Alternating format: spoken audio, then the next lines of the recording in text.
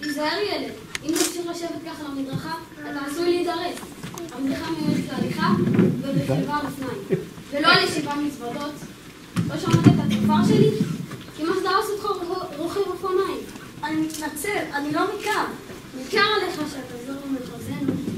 אחרי זה היית מפגש מיד את מה שקרה. כולם מכירים אותי ואת הצופר שלי. את הצופר? כן, זה עושים על המסחרי שלי. הבנתי.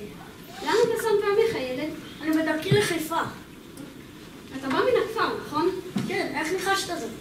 לפי חליפתך משונה. אצלנו לא נמצא טיפוס אחד שיהיה לו דם ללבוש משהו דומה לזה. איפה מצאת אותה? אתה דובים על אמר צ'רלי צ'פלין. זו חליפתי הטובה ביותר. היי, אני מתנצל. לא התכוונתי להעליב אותך. בכל אופן אין לי פנאי להתעסק איתך.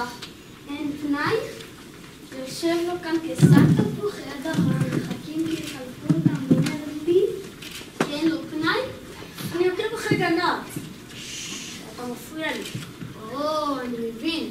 וכך שמך הוא שרלוק הולמס. לא, שם משפחתי הוא בן אשר. והגנב נמצא שם בפנים, בבית הקפה. ספר זאת לסבתא. אתה יכול לא להאמין, אבל זוהי האמת לאמיתה. גנב אמיתי? כן. מי נהג לך? הוא גנב את כספי. הוא הוציא מכיסי 100 לירות בשעה שנזדמתי ברכבת. המשך. זה סיפור מעניין.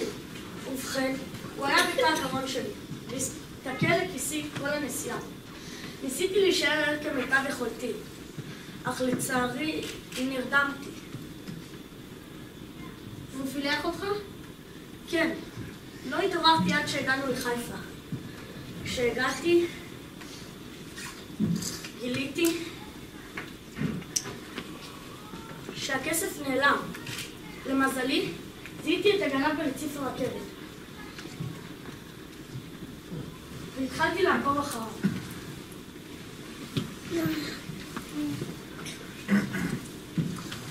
עד הנה. ועכשיו הוא נמצא שם בפנים, בבית הקפה, בוודאי מפזר את כספי. מניין לך 100 לירות, זה המון כסף לילד בגילך. אמי נתנה לי את הכסף כדי להעביר לסבתי. היא עוזרת לה כל חודש בסכום כסף נכבד. אז עכשיו סבתך מחכה לך בבית, היא לא תדאג? יש לי עוד זמן, אני אמור להגיע אליה רק בשעות הערב. אז מה בכוונתך לעשות עכשיו? אני לא יודע, אבל עליי לעמוד עליה בשמה. שמענה, עלינו לעשות משהו. תן לי את המשקפת. החזיר הזה ממלא את בטנו בסעודה שאינה על חשבונך.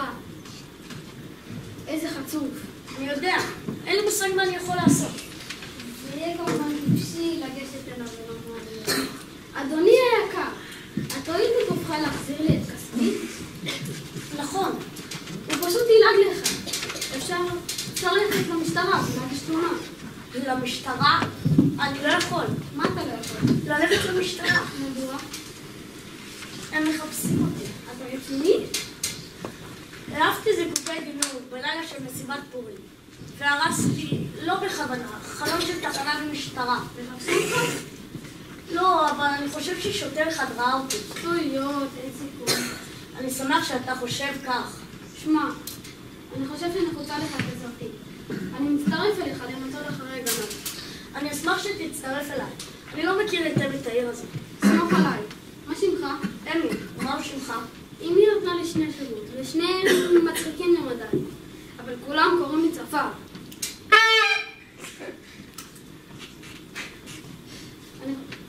אני רוצה לנו תוכנית פעולה. יש לך קצת כסף? לא, הוא גנב לי את הכל. בוא, תתנועה. חייבים למצוא את הדרך.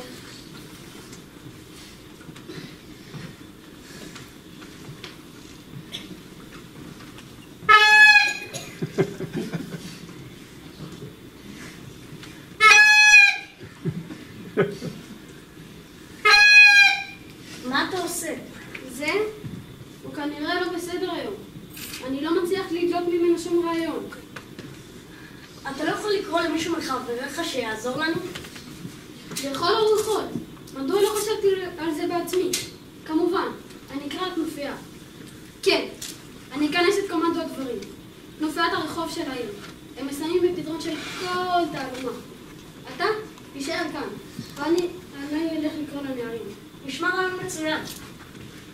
אל תיתן לו לחמוק ממך. אל תדאג, הוא לא יחמוק ממנו. זהה אותי לפי התופעה. אוקיי.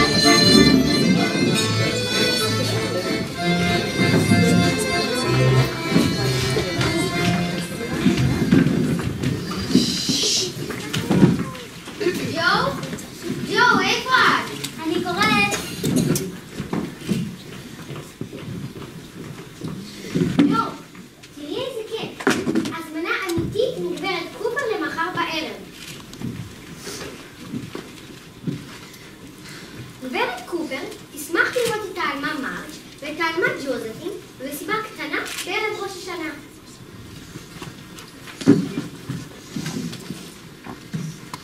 אמא הסכימה שנלך.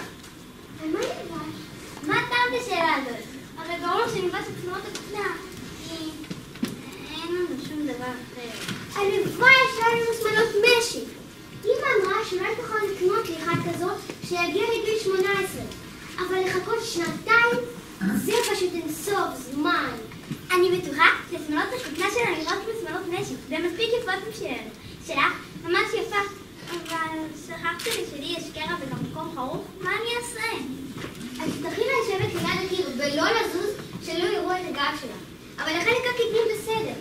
אני אקנה סרט חדש לשיער. אמא תשימי את סיכת הפנינים שלה. הנעליים והכפפות החדשות שלי בסדר. אבל בשבילה זה כפי שהייתי רוצה. כל הנשפים במסיבות האלו הם מעבר לכל יכולתנו. את יודעת שאמא לא קנתה נעליים חדשות כבר 3 שנים. אוקיי.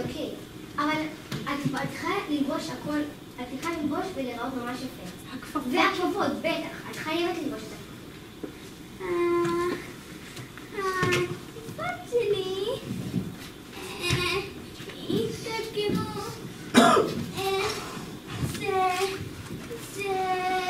שיחקתי עם מרי בחוץ ולא בכי אני מעדיפה לבוא לשם בלי כפפות. לא אכפת לי מה אנשים יגידו. את חייבת ללבוש כפפות אחרת אני לא הולך. הכפפות הם הדבר הכי חשוב. בלעדיהם אי אפשר לרקוד ואם לא תרקדי אני ארגיש ממש נורא. את לא יכולה לבקש ממני כפפות חדשות כי הן נורא יקרות, ואת כל כך רשלנית, כשהרסת את הכפפות הקודמות, היא אמרה לך שלא תקבלי זוג חדש בחורף הזה. את בטוחה שאת לא יכולה להסתדר ממנו? את יודעת מה? יש לי רעיון. כל אחד מאיתנו תלבש ביד אחד את הכפפה הטובה, וביד שנייה את הכפפה המקולקלת. מה דעתך?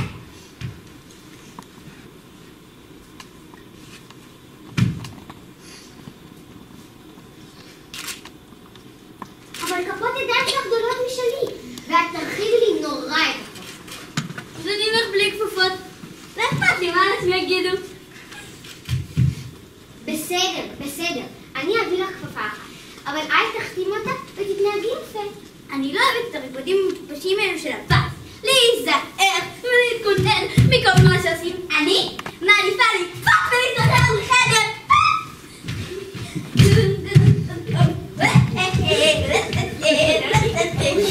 הגברת צעירה, ועלייך לנהוג בהתאם. מתי כבר נפסיק לעשות את השטויות של הבנים האלו? אני לא אגיע יפה. כשהיא קטנה זה עוד היה מצחיק. אבל עכשיו, כשאת כבר גדולה ואוספת את השיער שלך לפקעת, עלייך לזכור שאת גברת צעירה. לעולם. אני לא גברת. ואם הפקעת הזאת אני נראית מוגברת, אני אלך עם שיער קבוע עד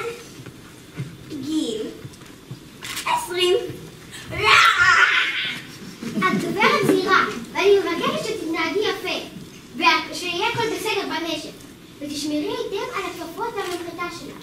כמו שאמא תמיד אומרת, תמיד אפשר לזהות גברת אמיתית לפי הנעליים, הכפפות והמנחתה שלה. בסדר. כל כך לא. אבל זה כל כך לא הוגן. בנים יכולים לכתוב בעיתונים, לצאת ולהילחם, ואני צריכה לשבת בבית ולשחוק גרביים. לדעתי, התמזל מזלנו שנולדנו נשים. כל הגברים נלחמים עכשיו במלחמה נגד שפות הדרום. וגם אבא יקר, אני כל כך דואגת לו. הלוואי שהייתי יכולה להילחם עם אבא ולשחזר את העבדים המסכנים בדרום. עבדים מסכנים, אנשי דרום לא יוותרו עליהם בקלות. הלוואי שהצפון והדרום יתאחדו במלחמה הזאת. תיגמר סוף סוף. עכשיו זה חג, וזה בדיוק הזמן להביע משאלות. בכל מקרה, אנחנו חייבות ללכת לנפש של גברת קוטר. קיבלנו הזמנה רשמית, ואין זה יאה שלא נפיל. בסדר, אבל אם את רואה שאני עושה משהו לא בסדר, תקראתי לי, שאני אזכור. לא, גברות לא קורצות. אם משהו לא יהיה בסדר, אני אבין את הגבות, ואם זה תנהג יפה, אני אנהל. ועכשיו, תיישרי את הכתפיים, ותלכי בצעדים קטנים.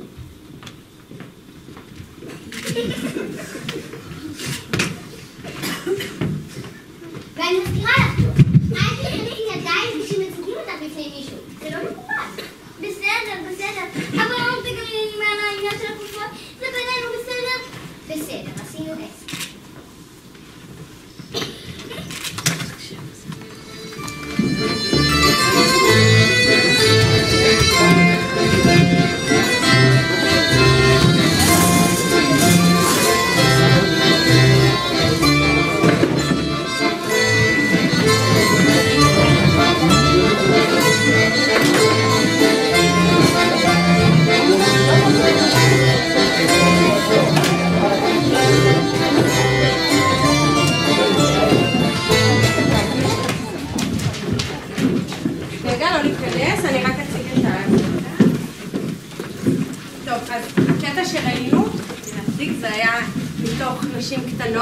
הספר של לואיזה מיי אלקוט, ומי שראיתם זו בריינה לאה אלקין שגילמה את הדמות של מג, ונעמי רז שגילמה את הדמות של ג'ו, האחות הקטנה.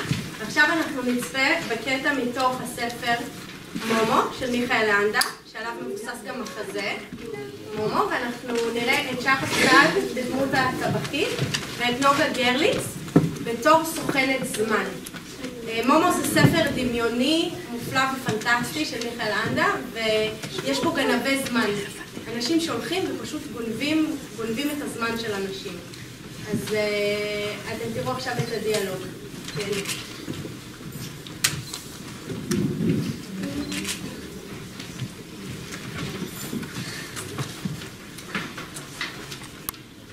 אוי, לא. שכחתי מזה לגמרי. יש לי להכין ארוחה ל100 איש עד 8 בערב. לא הייתי צריכה לישון צהריים. מצד שני, יש סיאסטה שלי, אני לא מצליחה להכין כמו שזה. אוקיי. למנה ראשונה. אכין מרק בורקסים בתוספת בצל כתוב. למנה שנייה. אכין שניצל יהודי על מצה מרפיה. ולקינוח, אוי לא, כבר 6 בערב. נינה מהמסעדה ממול הזמינה אותי לכוס יין בדיוק ב6 בערב. לא רק יכולתי, אבל אף פעם אין לי זמן. לא רק היה לי קצת יותר זמן. קראת לי? סליחה? אני סוכנת מספר D3842 של בנק החיסכון בבנק. הרגע קראת לי, לא כן? סליחה, אף פעם לא שמעתי על הבנק הזה. סניוריטה. תסלחי לי רגע, דקה שפת מרגריטה? דקה ל60 שניות שלמות. בשעה סניוריטה מרגריטה יש 60 שניות שב3,600 שניות. ומתוכן, כמה את חוסכת? חוסכת? ביום יש 24 שעות, 365 יום בשנה, סך הכל 155,500,000 שניות. בת כמה את סניוריטה? אני בת 42. כפול 42 שנים, 110,504,000 שניות. מזל טוב, סניוריטה מרגריטה. נזקפות לזכותך כבר 2,207,500,000 שניות. הוא מרשים צוות, מה? אני. עשירה. אני עשירה? רגע אחד. כמה שעות בשנה בממוצע כל לילה? בערך 8. ב-42 שנים, 8 שעות ביום, סך הכל 441,504,000 שניות. זמן אבוד! את מבינה? זמן אבוד. וכמה שעות ביום את עובדת? בערך 8. כלומר, אותו סכום מתווסף למינוס. וכמה את מבזבזת על ארוחות? בערך שעתיים. כפול 42 שנים, 110,376,000 שניות. שעה שלמה את צורפת על יחס חם לימי חסטינה. 55,166,000 שניות. את הולכת לקולנוע, פוגשת חברים, קוראת ספר, מדברת בטלפון, כל זה בערך 3 שעות ביום, סך הכל 445,365,000 שניות. מרגישה לא טוב? את מרגישה לא טוב סניוריטה? לא, באמת. סליחי. אל תדאגי. אנחנו תכף נצאים. וכמה זמן את צורפת בפייסבוק, בוואטסאפ, באינסטגרם, במייל? יודעת. לפי החישוב שלי, חצי שעה בוואטסאפ, חצי שעה בפייסבוק, רבע שעה באינסטגרם ורבע שעה במייל. יחד זה יוצא שעתיים ביום, כפול 60 דקות, כפול 60 שניות, שווה 3,600 שניות.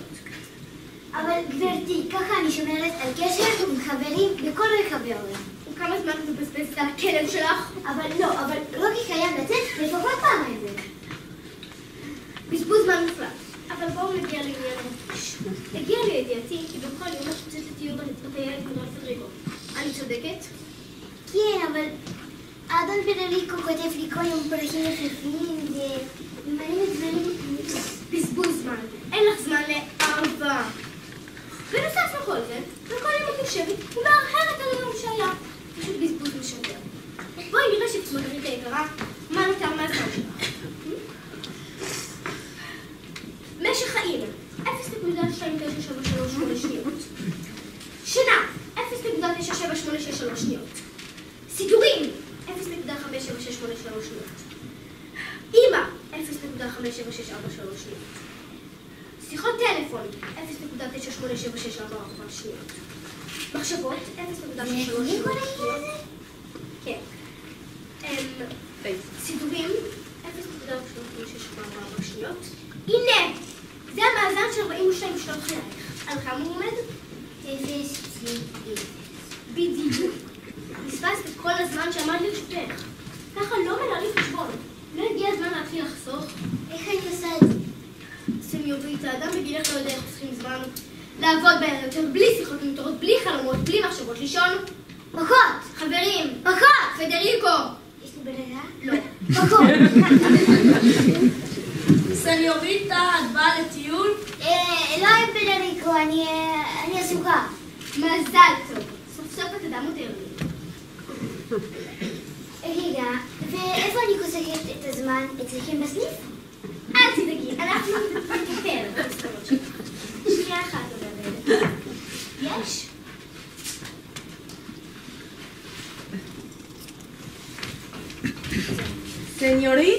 סניוריטה, לחמם לך את האוכל? לא, מאמה, חבל על הזמן. אני אוכל את זה קר.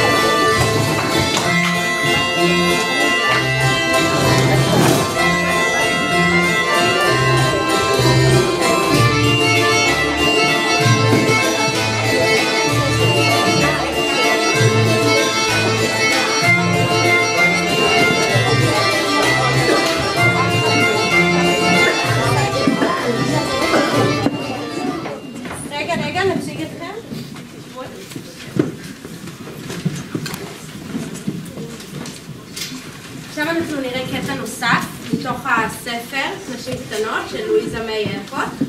הקטע הנוסף, הסצנה הנוספת היא של 3 בנות. עד עכשיו ראינו רק דיאלוגים, עכשיו נראה קטע של שלישייה, שזה מאתגר אפילו עוד יותר מבחינת הקשבה לפרטנר על במה.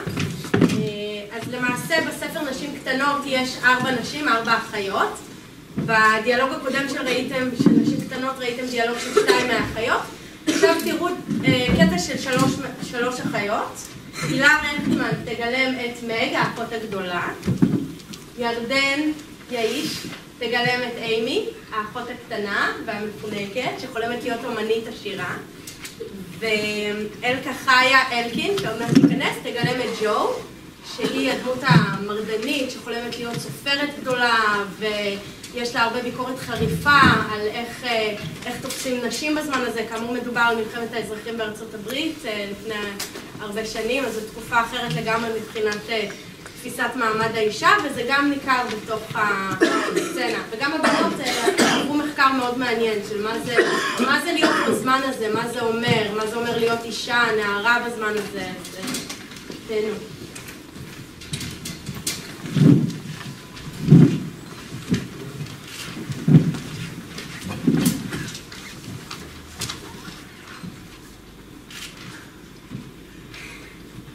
זו התרומה שלי לשיפור מצבו של אבא ולהחזרתו הביתה.